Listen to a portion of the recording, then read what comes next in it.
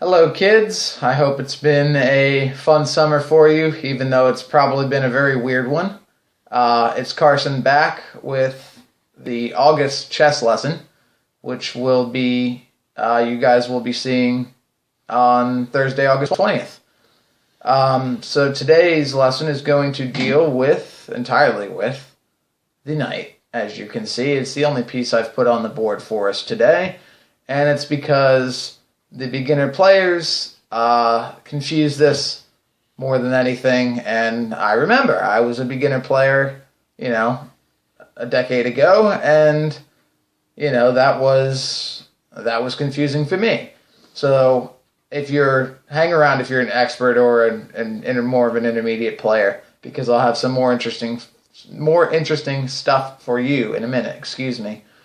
But I'm going to go over the basic moves of knights and some of the basic strategies behind using knights. So what I'm going to show first of all is you can see that this knight, essentially here in this F file, anywhere that's not off to the side here, anywhere between the C and the F files, these four middle files, the knight is going to have 8 possible squares it can move to. That being, of course, in this position, it's H3, H5, G2, G6, E2, E6, D3, and D5. So you get that.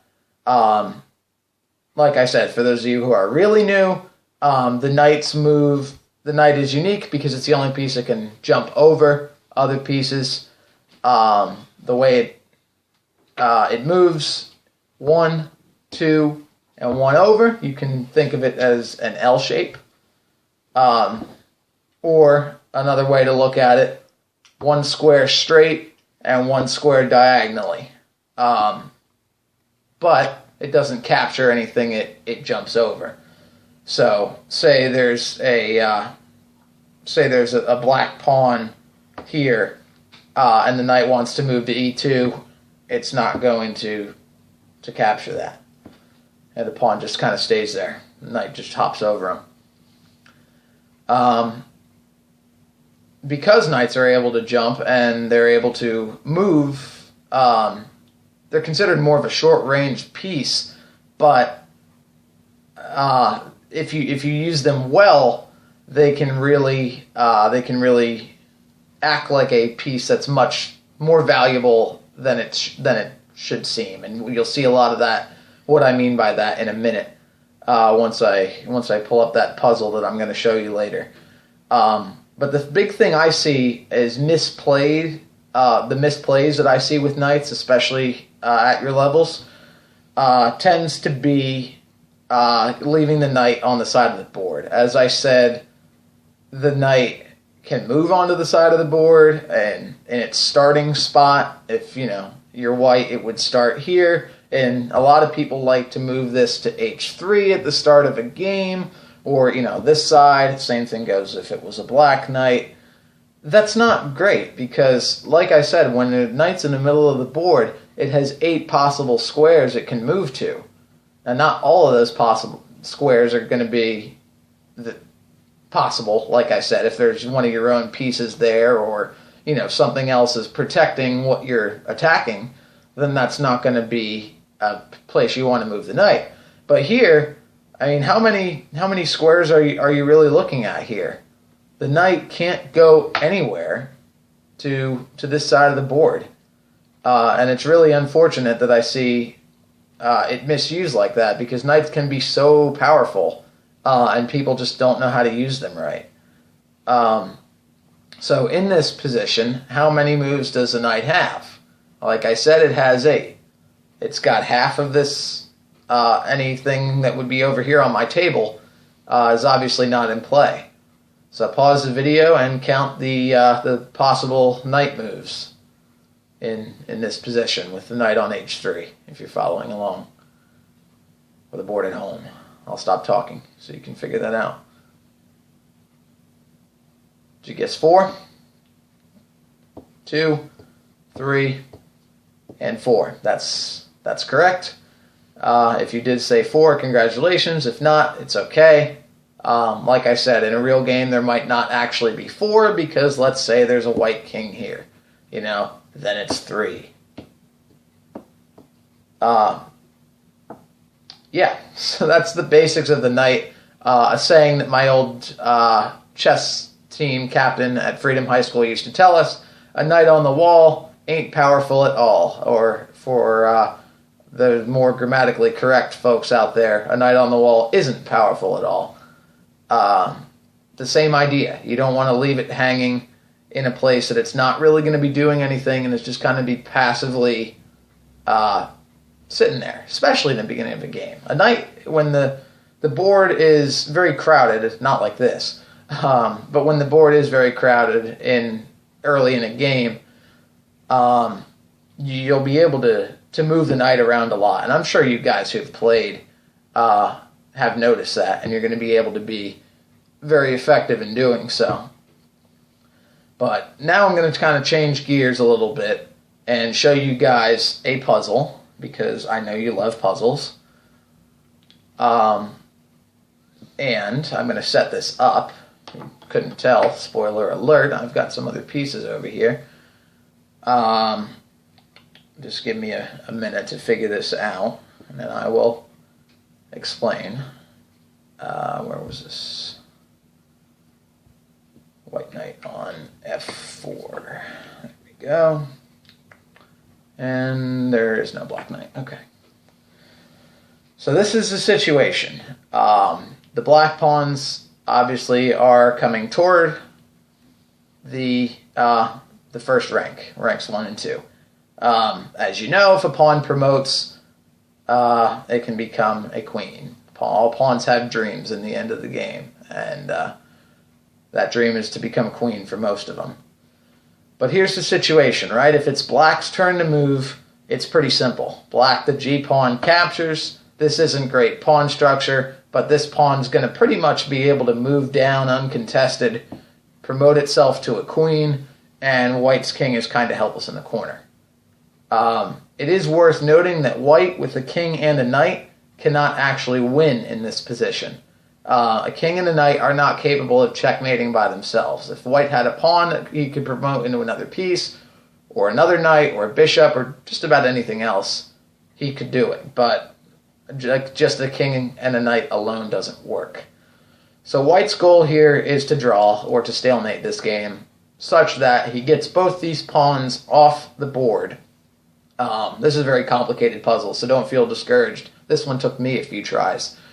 But the knights have, this knight has 8 moves, essentially. It could go anywhere in the middle of the board. And I want you guys to start thinking about possible knight moves here, because it is white's turn to move, that are going to help try and stop this pawn advance. So pause the video and see what you come up with. And again, don't be discouraged. This is a tough one. You get a 1 in 8 chance. If you guessed knight to e6, please consider signing up for a tournament somewhere, because you are very bright. Brighter than me if you got that on the first try. This is the move that essentially clears this out. So the idea is that you want to have, if you're moving somewhere over here, the idea you think you want to stop these pawn advances from coming up this way. So you want to have your knight somewhere in this area, and that's what I was thinking too. But a king move like that can kind of push you. The idea is you don't want to have the king essentially aiding these pawns and walking them all the way down the board. You want to keep this king out of it as much as possible. As much as he stays over there, that's good for you. And again, black could play this move, kind of a waiting move. He doesn't necessarily know where I'm going with that yet. So I'm going to keep playing this out. This was a puzzle on chess.com, by the way, that I saw. And there's multiple ways of playing it out, but I'm just going to go by the this line of moves, this series of moves that I saw and I played out with the computer simulation. So king goes to b7. The black king comes back to c3. Again, it wants to get back in. It doesn't really want to do anything here because it's concerned. You know, if it promotes, I'm not going to capture, or if it pushes, not promotes, excuse me, I'm not going to capture. You know, I'm going to make another move that's going to kind of threaten the balance by doing that. Where was I? King to c3. Next up, king to c6. Again, you want to walk the white king back into this puzzle, into this position here, because, again, a knight can't do it all by himself. We're trying to essentially beat the black king to the punch here and, you know, take out his pawns before he can get over to protect them. Next move, black senses the problem. He goes to d2. Again, he doesn't want to go to d3 because I can kind of harass him and play the check game, and you kids love the check game. But in this, I'll give you that one. This time it actually could work out pretty well. But once again, king to d5, king to d1. I mean, where's black going to go here that's not going to end up with him in trouble? You know, either way, he's pretty much, he's not doing well here because you were patient. We made a good knight move, and our king is working well with him. So finally, we've got to move this knight, or we're going to move the king first. Excuse me. Now he's going to push. He's going to sense danger, and he's going to push because in this position, how can he protect this pawn? The only way he can do that is by pushing to f4, which thus leads us to, pause the video. That one was too easy. Pawn comes off the board here. Black again has no choice. If he pushes, he gets captured. If he stays and he makes any kind of king move, he gets captured by the king. The game is drawn. This feels like a win for white, even though it is technically a tie. The white player if I was the white player in this position, I would be thrilled that I pulled this off, and my opponent would probably not want to talk to me or play me again, because, you know, when you're up, you've got two chances to promote, and you don't walk the dog essentially down the board. Things don't work out for you, and as you can see, black ends up not losing, but not winning in a winning position. So that's all I've got for you guys today. I thank you for watching, and I will, or someone will, keep you posted on what the fall is going to be. I know we are doing virtual instruction. Let me know if you want me to do any kind of Zoom meeting.